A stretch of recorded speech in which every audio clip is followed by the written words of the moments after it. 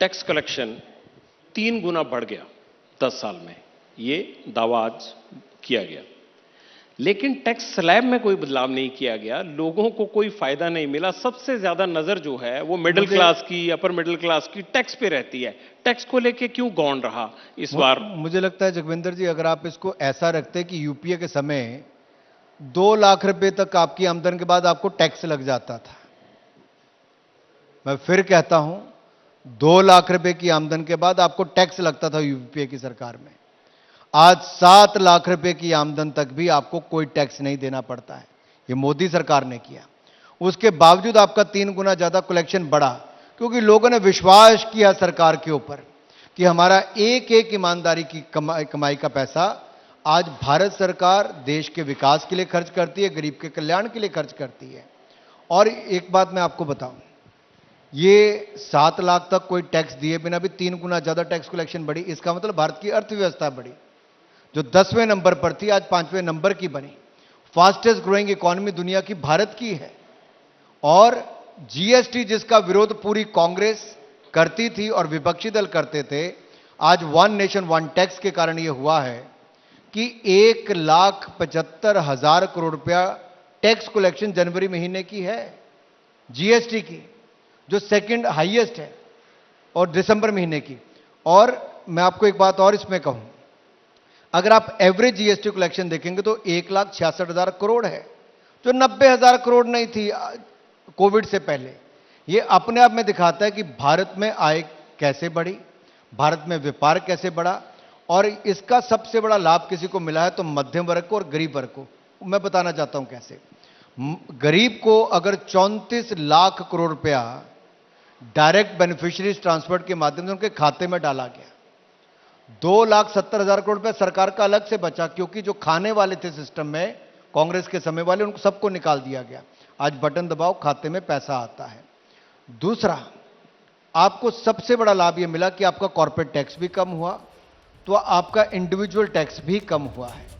इससे उसकी बचत भी हुई, उसकी क्रय शक्ति भी बढ़ी, यानी कि खरीदारी की शक्ति भी बढ़ी। आपकी आमदन बढ़ रही है तो थोड़ी लोगों की भी आमदन बढ़ने दीजिए ना। फिर से बजट, जुलाई के बाद फिर बजट आएगा तो उसमें कुछ राहत दीजिए, आप भरोसा दीजिए। लोग आपसे भी बोलते होंगे, बात हमसे तो बोलते हैं। देखिए, 70 साल में 2 लाख रुपए की आमदन के बाद ही टैक्स लग जाता था। हमने 10 साल में 2 लाख की बजाय 7 लाख रुपए की आमदन तक, 3 गुना से ज्यादा, उसके ऊपर भी आपको कोई टैक्स नहीं देना पड़ रहा है। ये बचत ही है। और इसके अलावा जो बाकी, मान लीजिए आयुष्मान भारत, वो बचत है, क्योंकि आपकी जेब से पैसे नहीं लग रहा, सरकार उसके लिए दे रही है। आपको मुफ्त अनाज, सरकार पैसा दे रही है। आपके लिए इंजेक्शन मुफ्त में, सरकार पैसा दे रही है। अगर अब आप 1 करोड़ घरों के ऊपर सोलर पावर प्लांट लगाएंगे तो आपको 300 यूनिट बिल्कुल मुफ्त में बिजली मिलेगी और 18,000 रुपये सालाना आपकी आमदन भी होगी। ये पहले किसी सरकार ने नहीं किया। 300 यूनिट आपको बिजली के मुफ्त लगेंगे। जगविंदर पटेल जी अपने घर पे सोलर प्लांट लगाएंगे, आपको एडिशनल 18,000 रुपये आमदन भी होगी। और आपको तो टैक्स भी बहुत ले रहे हो ना आप, थोड़ा बहुत दे भी दोगे तो कोई बात नहीं। थोड़ा बहुत, अगर थोड़ा बहुत मुझे 300 यूनिट दे दी तो मेरे से तो टैक्स ही बहुत ले रहे हो। सवाल टैक्स पेयर जो है ना, उसका दर्द है ये। देखिए कि टैक्स स्लैब में कुछ ना कुछ बदलाव दिखता रहे ना, उसे उम्मीद रहती है। बजट पर टैक्स वाले ही सबसे ज्यादा नजर रखते हैं। मैं सबसे पहली बात ये कहूं, देश का विकास कहां से होगा? ये जो 4 करोड़ गरीबों को पक्के मकान मिले, 12 करोड़ शौचालय मिले, 13 करोड़ घरों को नल से जल मिला, हर गांव को बिजली का कनेक्शन मिला, और 60 करोड़ लोगों को 5 लाख का इलाज बिल्कुल मुफ्त में मिलता है, 80 करोड़ लोगों को अनाज हर महीने मुफ्त में मिलता है, और अगले 5 साल की गारंटी भी मोदी सरकार ने दे दी है, जिसमें 12 लाख करोड़ रुपया खर्च आएगा। और अब 2 करोड़ पक्के मकान हम और बनाकर देंगे। ऐसे ही 1 करोड़ घरों पर सोलर रूफटॉप हम प्रोजेक्ट बनाकर देंगे। ये पैसा कहां से आएगा?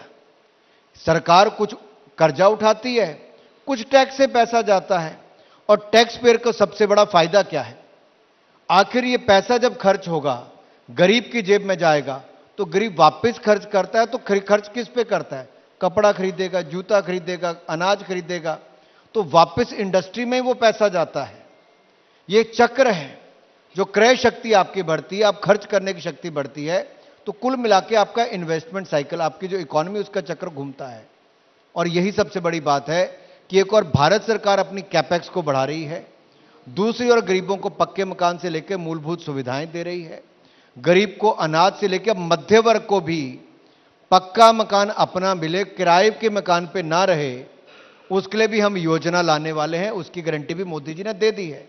जैसे ही घड़ी का काटा दोपहर 2:30 पे आए, बबीता जी का दिल सास बहू साजिश के लिए मचल जाए। और ये है इनकी बहू, पूरे दिन ऑफिस की टेंशन हो जाए गॉन जब ये करें अपना फेवरेट शो फ्री टाइम पे ऑन। इनकी तरह आप भी देखिए अपना फेवरेट शो अपने टाइम पर और डाउनलोड कीजिए एबीपी लाइव ऐप अपने स्मार्ट टीवी पर।